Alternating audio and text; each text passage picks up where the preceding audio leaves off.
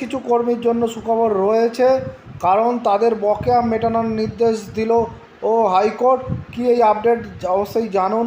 কারা এতে উপকৃত হবে, ভিডিওটি শেয়ার করুন, চ্যানেল নতুন হলে সাবস্ক্রাইব করুন। দেখুন কি বলা হচ্ছে, বকেয়া বেতন মেটানোর নির্দেশ। রাজ্যের যুব দপ্তরের অন্তর্গত যুব হোস্টেলে কর্মরত চুক্তিভিত্তিক কর্মীদের এবং পঞ্চায়েত উন্নয়ন দপ্তরে কর্মরত চুক্তিভিত্তিক সহকারী ইঞ্জিনিয়ারদের বকেয়া বেতন বৃদ্ধির অর্থ অবিলম্বে মিটিয়ে দেওয়ার নির্দেশ দিল কলকাতা হাইকোর্ট।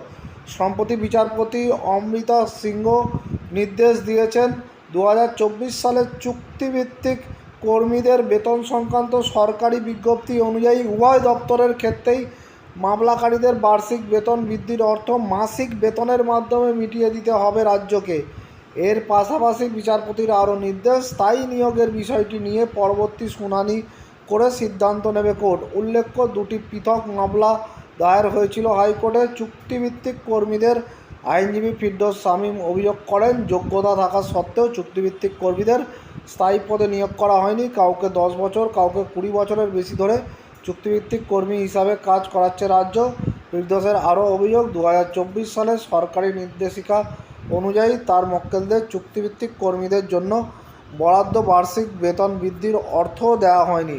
তাহলে দেখলেন, কয়েকশো চুক্তিভিত্তিক কর্মচারীর জন্য অবশ্যই এটা ভালো খবর।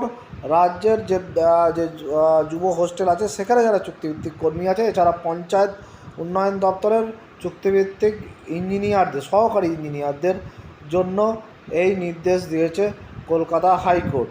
এবারে দেখা যাক যে কী হয়। ধন্যবাদ।